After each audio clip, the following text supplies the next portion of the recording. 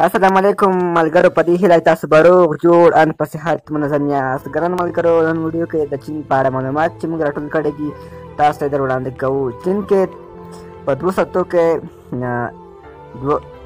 223 کسه نوي کرونا وایرس نیولي دي او په نن ورځ 23 ساعتو کې 221 نوي پیښې ثبت شوي دي او کرونا وایرس څومره خلک تمام نیولي دي، له 70,000 څخه زیات خلک یې نیولي دي. د چین حکومت داسې موبایل اپلیکیشن جوړ کړی دی چې چین کرونا وایرس تشخیص کوي.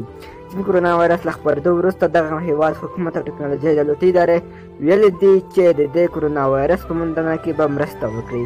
دغه اپلیکیشن نن خپور شوی چې چین کې د موبایل کارکوونکي به د خپل نوم، موبایل شمېرې او انسټایل آی ډي به ورکولو ورڅخه ګټه پورته کولی شي.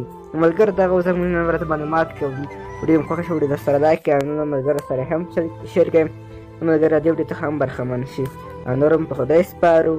ښې چارې، ښه وختونه.